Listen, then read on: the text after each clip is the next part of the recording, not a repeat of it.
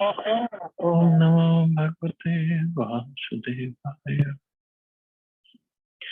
नारायण नमस्कृत्य नरं चैव नरोत्तमं देवीं सरस्वतीं व्यासं ततो जयमुदीरये।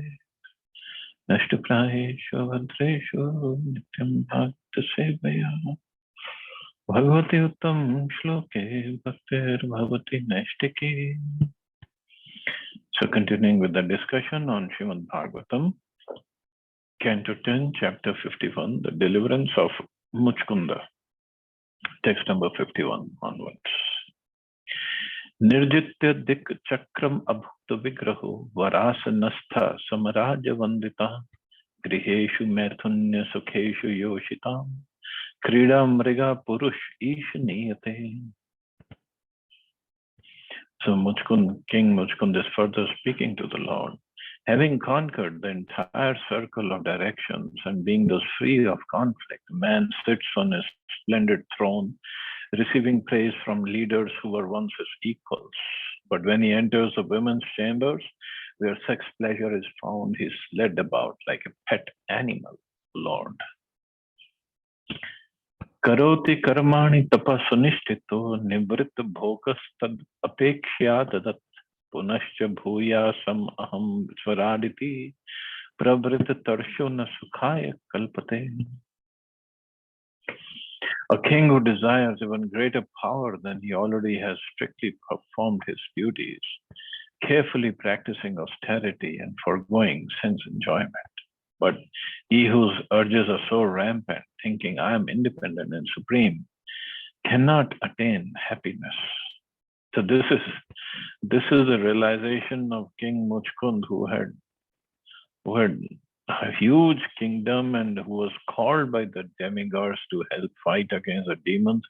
And this is his realization that even if you have the whole kingdom, but urges are so rampant, urges are not in control, thinking I am independent and supreme, cannot attain happiness.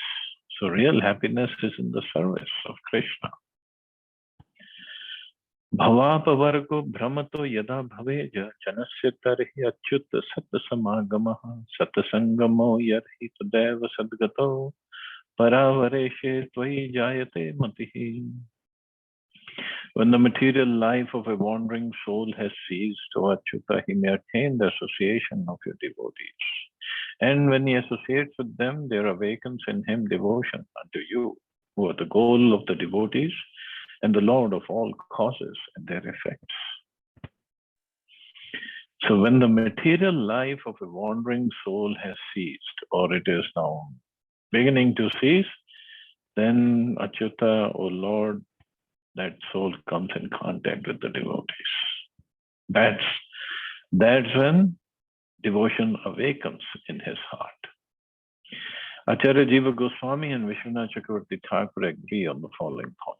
Although it is stated here that when material life ceases, one attains the association of devotees. In fact, it is the association of devotees that enables one to transcend material existence. Srila Jiva Goswami explains this apparent inversion of sequence by quoting the Kavya Prakash as follows.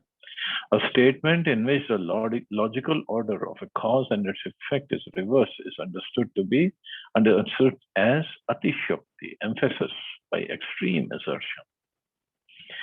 Srila Jiva Goswami cites the following commentary on this statement. To express the swift action of a cause, one may assert the result before the cause. In this connection, Srila Vishwanath Chakravarti Thakur points out that the merciful association of the Lord's devotees makes possible our determination to become Krishna conscious. And the Acharya agrees with Srila Jiva Goswami that this verse is an instance of atishokti, means effect was set before the cause. So Shukdev Goswami or Acharyas can use whichever means. Manne mamanu graha ishite krito rajyanu bandhat gamo yadrichaya ya prarthyate sadhu virekacharya vanam vivikshad bhir akhanda bhumipa. My Lord, I think you have shown me mercy, since my attachment to my kingdom has spontaneously ceased.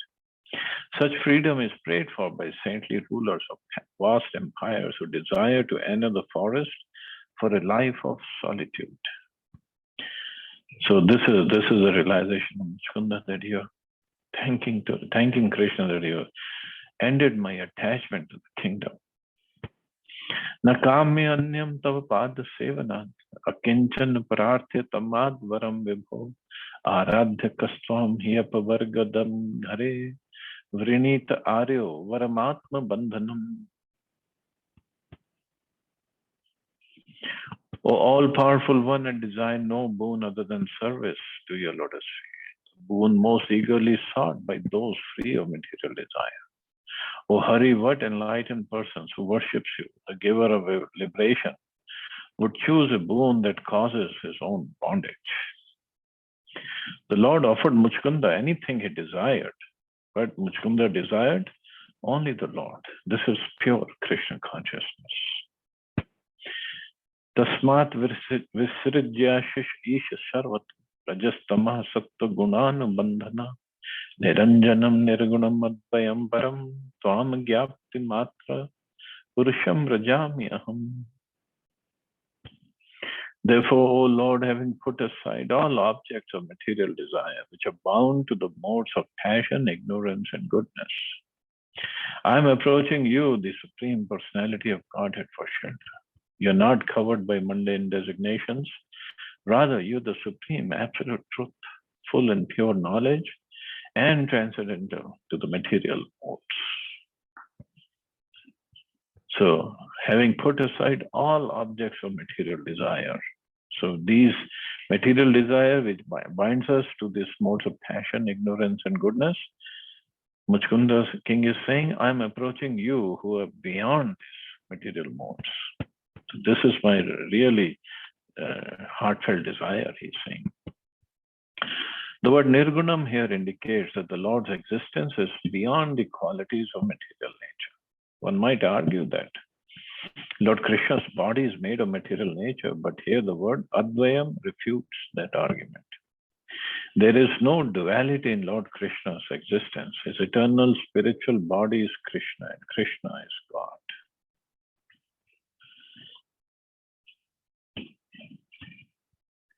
Chiram vrajir natastapya mano anutapera avitrish shad mitro alabdha shanti kathanchit sharnad samupetas tvat padabhajam paratman abhay amritam shokam pahi mapanam isha. For so long I have been pained by troubles in this world and have been burning with lamentation. My six enemies is all the anarthas in our heart are never satiated, and I can find no peace. Therefore, O giver of shelter, O Supreme Soul, please protect me. O Lord, in the midst of danger, I have by good fortune approached your lotus feet, which are the truth and which thus make one fearless and free of sorrow. So only Krishna's lotus feet is taking shelter of Krishna's lotus feet. That is only that will make us fearless. Otherwise, everybody is full of fear. Fear of not fulfilling our desires, and fear of whatever we have, it might get lost. Somebody might steal it. So there is always fear. Shri Bhagwan Vacha Sarvabhauma Maharaj Matiste Vimilorajita Varaha Pralobhitasyapi Na Kamer Vihatayataha. The Supreme Lord said, O Emperor, great ruler, your mind is pure and potent. Though I enticed you with benedictions, your mind was not overcome by material desires. So this is what Krishna does. He checks, tests everybody.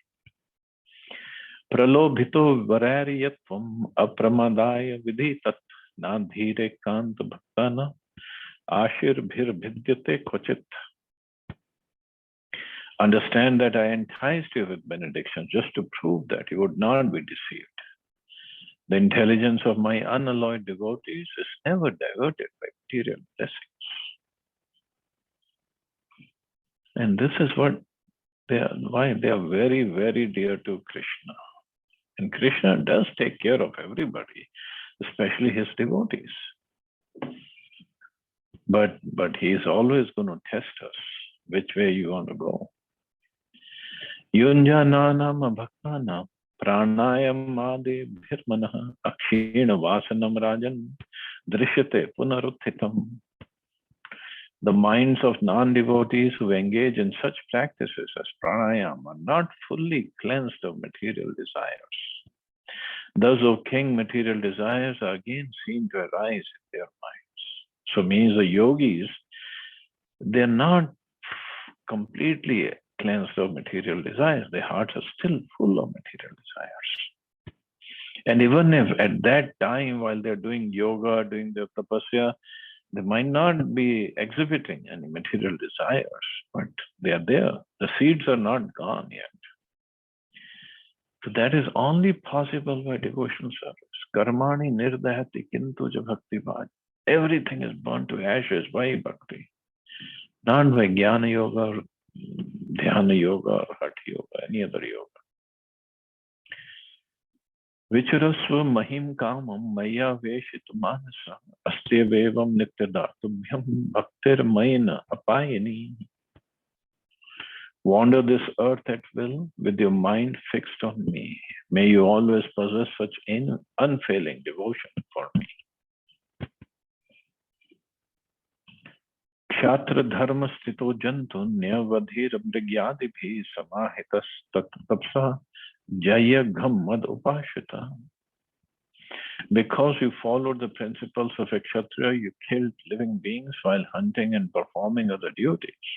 You must vanquish the sins thus incurred by carefully executing penances while remaining surrendered to me.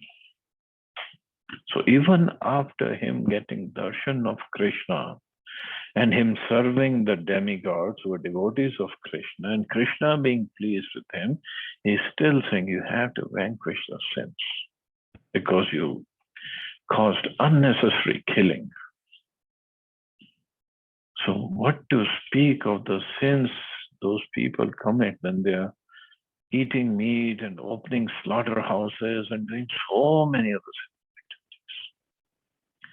How much more penances we have to go through for purification. Janmani anantare rajan sarva bhuta suhrittama bhutva dvijvarastvam ve mamu pashyasi kevalam.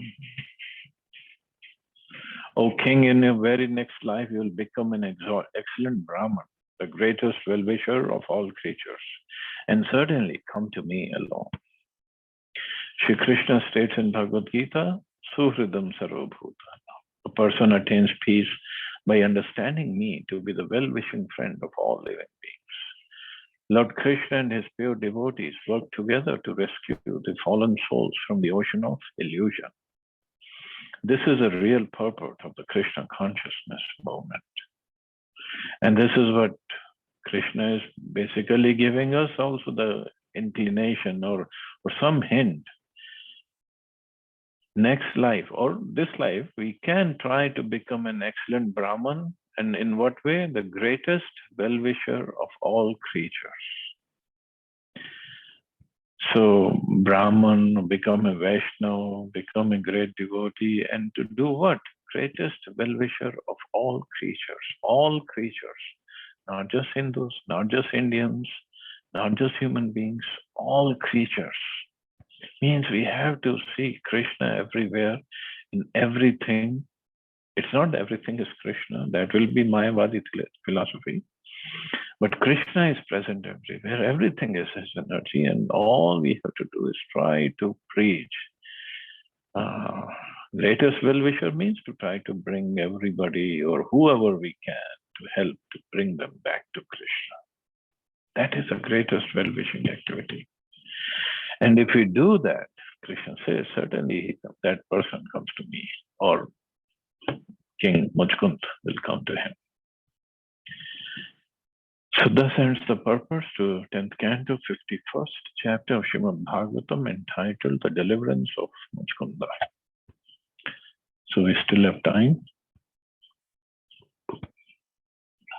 Starting chapter 52, Rukmini's message to Lord Krishna.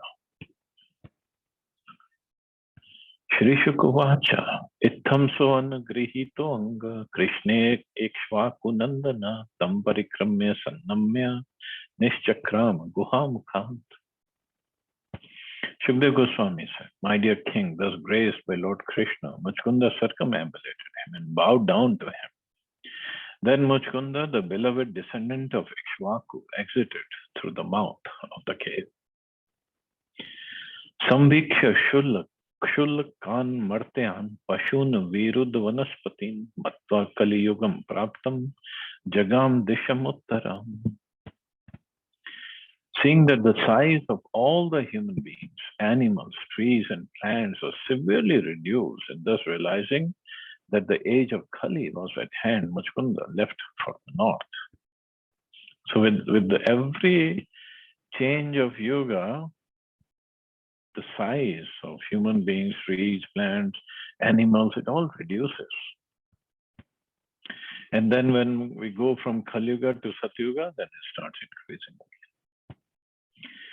There are several significant words in this verse. A standard Sanskrit dictionary gives the following English meaning for the word Shullak: little, small, low, wild, poor, indignant, wicked, malicious, abandoned, hard, pained, distressed. So these are the symptoms of the age of Kali. And all these qualities are said here to apply to men, animals, plants, and trees in this age. We who are enamored of ourselves and our environment can perhaps imagine the superior beauty and living conditions available to people in former ages. The last line of this text, Jagam Disham Uttaram, he went towards the north, can be understood as follows. By traveling north in India, one comes to the world's highest mountains, the Himalayan range. There one can still find many beautiful peaks and valleys, where there are quiet hermitages suitable for austerity and meditation. Thus, in the Vedic culture, going to the north indicates renouncing the comforts of ordinary society and going to the Himalaya mountains to practice serious austerities for spiritual advancement. So it doesn't say, well, we don't know it, because some say the name Russia comes from rishis, because many rishis are there to do tapasya, or they were there. Maybe they are still there in the Siberian places, Siberian area. But here it just meant he went north, so he went to the Himalayan mountains, ranges, where he could do his tapasya. But later on we'll see, actually he went to Badrinath. Tapa Shraddha Yuto Dhiro Nesango Mukta Sanshaya Samadhaya Manah Krishne Pravishad Gandha Madanam. The sober king, beyond material association and free of doubt, was convinced of the value of austerity. Absorbing his mind in Lord Krishna, he came to Gandhamadan mountain. The name Gandhamadan indicates a place of delightful fragrances. Undoubtedly, Gandhamadan was filled with the aroma of wild flowers and forest honey and with other natural scents. Badarayashramam asadya nara narayanayal alayam sarvadvandvasaha shantas tapsaradhayadharim.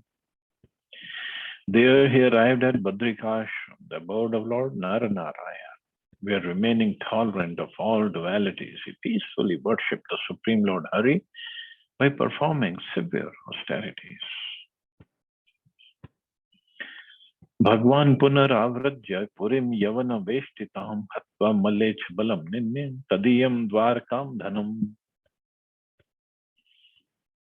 And what did Krishna do? The Lord returned to Mathura, which was still surrounded by Yavans. Then he destroyed the army of barbarians and began taking the valuables to Dwarka. So Kalevan was led to the cave, but rest of the barbarians were still outside, laying the siege around Mathura.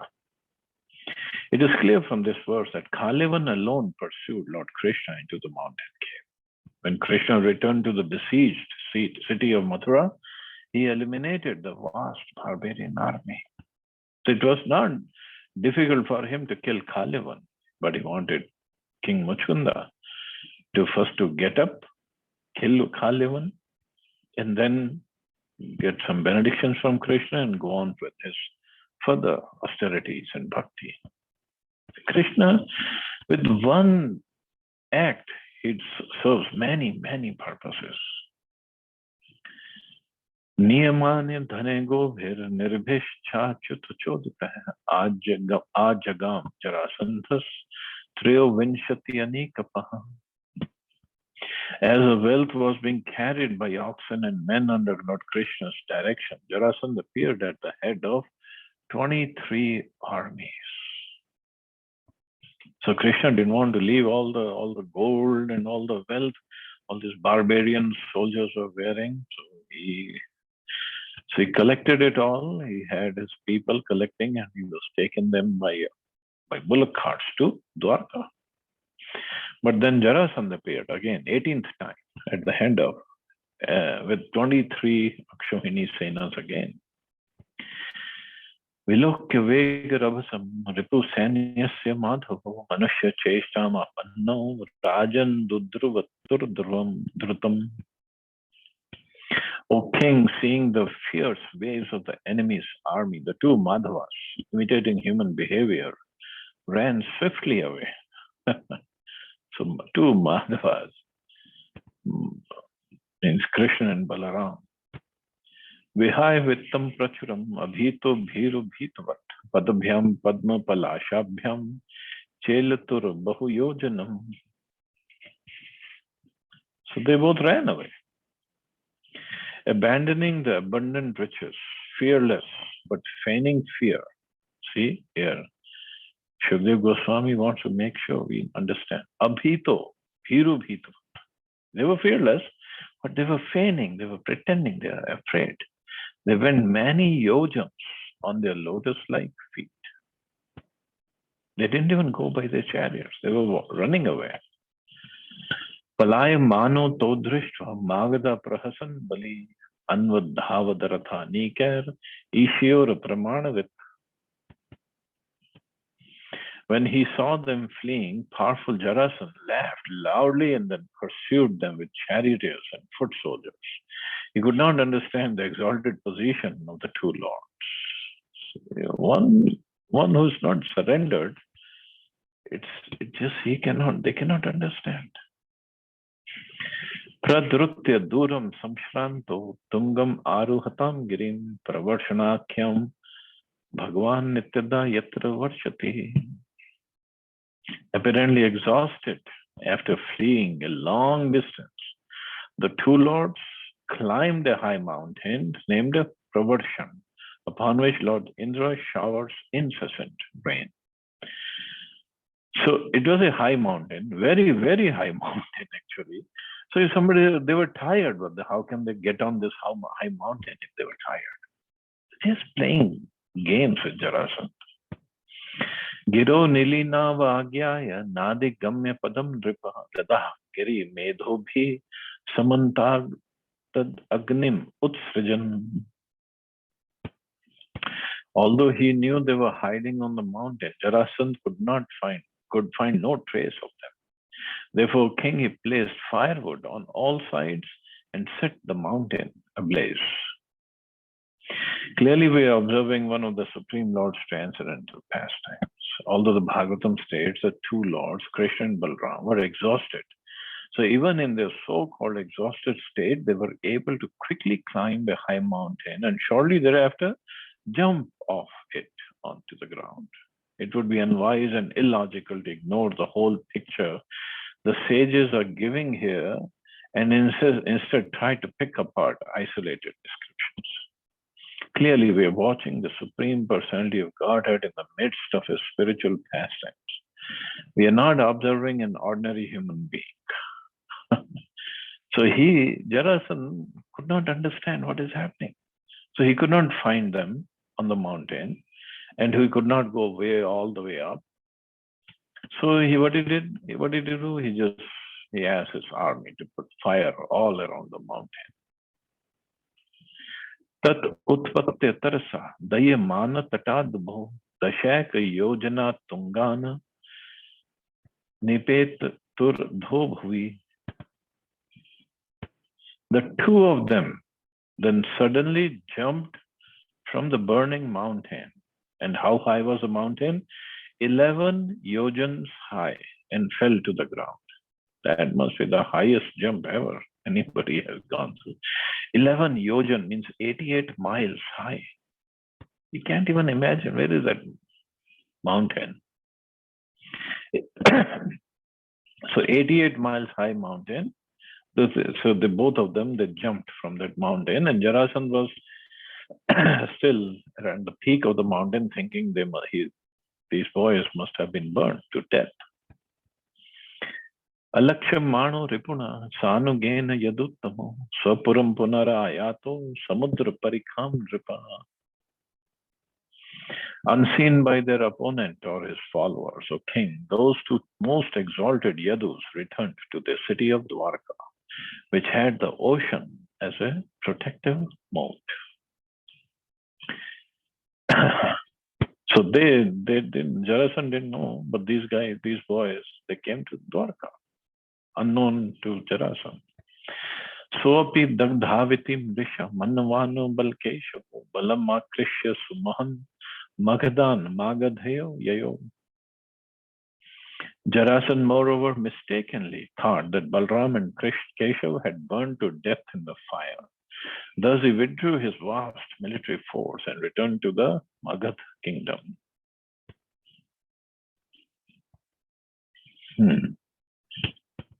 So anyway, more beautiful pastimes are coming up in Dwarka. Now there was a question actually somewhere else I read. Why didn't Krishna kill Jarasandha, or Krishna didn't defeat him this time? Why did they run away? Many reasons. 17th time, when Jarasandha went back to his kingdom, his city, he was supposed to be a very big caretaker and charity giver to the Brahmins. So that way he was doing his duties properly as a king. So that this time he was really frustrated. Losing battles 17 times, that's too much. So he called all the Brahmins in his kingdom. He called them and he told them, you bless me. I have taken care of you all. Now you have to bless me with victory in the next battle. Otherwise, I'm going to kill you all. So the Brahmins blessed him with victory against Krishna. And Krishna could not go against the words of the Brahmins. So he just ran away, accepting defeat. And also he didn't want Jarasandha and other kings to, because they are also envious of Krishna. And he didn't want them to come and attack Mathura, and he was afraid maybe later on they'll go to Vrindavan also. He didn't want them to be affected, the Brajvasis to be affected in any way. So he said, let me go to Dwarka. And they would not dare to attack Dwarka. Dwarka is protected in the middle of the ocean. Of course, many kings still came to attack him, but still Dwarka was comparatively very, very protected city. And apparently Dwarka also at that time came under the jurisdiction of Mathura. Mathura's kingdom was all the way to Dwarka. So there was still, Maharaj Ugrasen is still the king of Mathura, but his capital had now shifted to Dwarka. That's all, instead of Mathura. So these are some of the details that we find from other places. But beautiful, beautiful pastimes. Nowhere we hear of Lord running away from the battle. Well, Krishna does so many pastimes. And in the process, devotees, they understand him and they still love him. They just love. Whatever he does, devotees just love him. That's all. Okay, so I guess we can stop there. See anybody has any questions or comments? Prabhuji, I had read somewhere that when he was called Ranchod because he said, if I fight with Jarasangh, there'll be too much loss of life. And if I can prevent even one death by not fighting, it is acceptable to me if I am called Ranchod in history. So just to protect he killed the armies of Jarasandh 17 times. What was difficult to go another one more time? Okay. So that wasn't the case, because this time he was blessed by the Brahmins from Magadha, his city. And that is why Krishna did not kill Jarasandh later on. He let Bhim kill him. So he wanted to give the credit to Bhim later on for killing Jarasandh, and he wanted to keep intact the blessings of the Brahmins. There's so many things he does.